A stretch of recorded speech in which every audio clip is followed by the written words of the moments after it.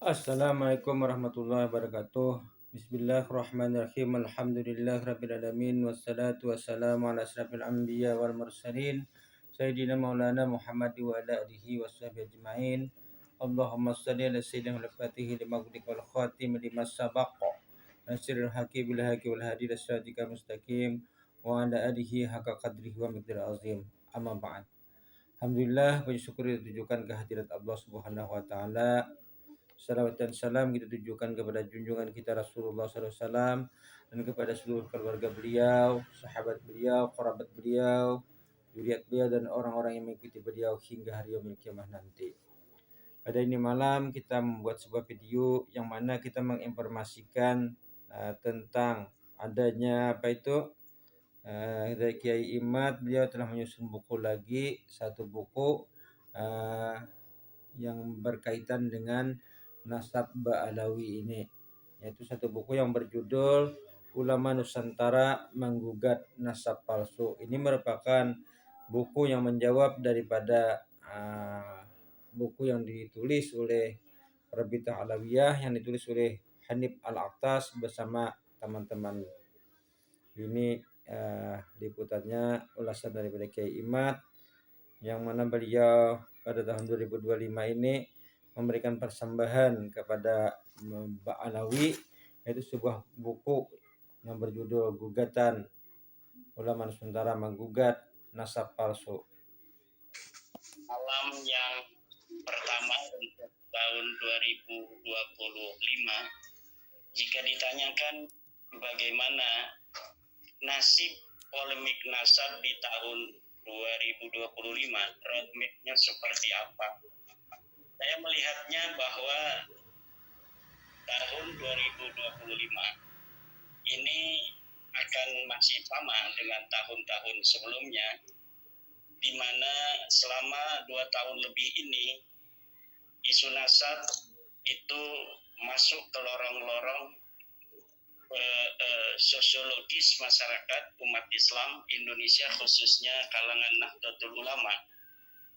Karena setelah konklusif bahwa nasab Ba'alawi ini bukanlah sebagai keturunan Nabi besar Muhammad SAW berdasarkan kajian nasab, kajian ilmu sejarah, juga tes DNA mereka yang melenceng kemana-mana, di mana keturunan baginda Nabi telah secara presisi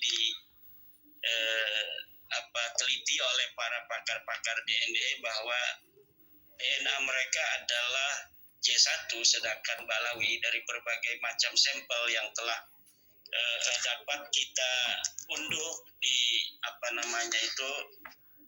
di berbagai macam platform milik perusahaan DNA, bahwa DNA Ba'alawi ini adalah mayoritas 90% ya.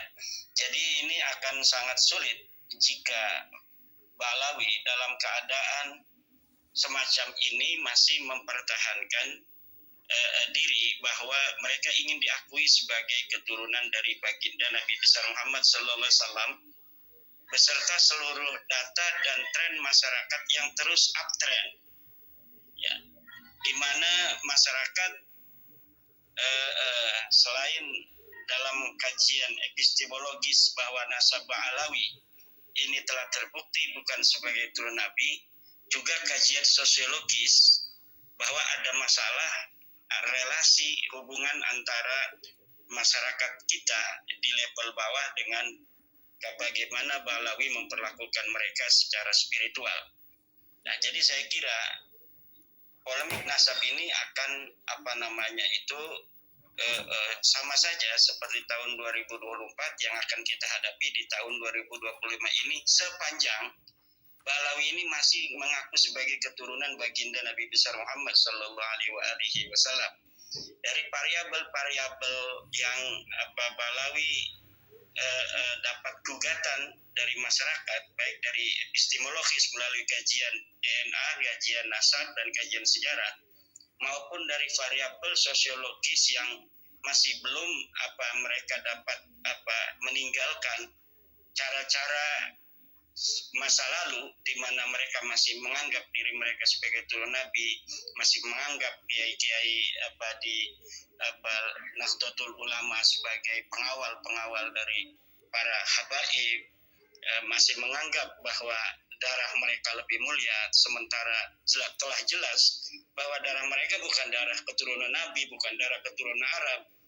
Darah mereka adalah darah keturunan orang-orang Kaukasus yang kemudian pindah ke India, kemudian mereka mengalami proses genealogi dengan orang-orang India, kemudian pindah ke Yaman, kemudian pindah ke Indonesia. Makanya di dalam genealogi mereka secara DNA itu ada gen-gen India yang sangat kental, yaitu karena memang ada perpindahan mutasi dari Kaukasus kemudian ke India, kemudian ke Mirbat. Dari pelabuhan Mirbat itu pindah ke Hadramaut, kemudian masuk ke Tarim. Dari situ mereka beranak pinak, kemudian mereka pindah ke Indonesia ini. Sementara begitu, dan ini 2025 juga akan diwarnai oleh kitab atau buku saya yang merupakan buku jawaban atas buku daripada Rabita Alawiyah, di mana di Rabita Alawiyah itu menyusun sebuah tim dengan nama tim Persatuan Umat, kemudian membuat sebuah buku yang mengatakan tentang bagaimana keabsahan nasab Balawi. Kemudian saya menulis sebuah buku Ulama Nusantara Menggugat Nasab Palsu. Nah, ini adalah merupakan jawaban konklusif yang saya kira jawaban-jawaban dari Rabita Alawiyah yang tertuang dalam buku terakhir mereka yang ditulis oleh Hanif Alatas CS itu adalah kekuatan terakhir mereka di dalam membela nasab Balawi. Dan telah saya jawab seluruh hal-hal yang sangat signifikan yang ada di dalam buku Hanif Alatas CS itu. Ya, di dalam buku saya Ulama Nusantara Menggugat Nasab Palsu ini. Jadi saya kira hal-hal yang dianggap cukup urgen yang ada di dalam buku Hanif Alatas CS itu telah mendapatkan bantahan secara epistemologis di dalam buku saya ini. Maka untuk para akademisi sangat layak buku ini untuk dikonsumsi sebagai perbendaharaan di dalam bagaimana nanti memberikan sebuah penilaian terhadap polemik nasab yang selama ini terjadi. Misalnya tentang hal-hal yang sangat urgen di dalam buku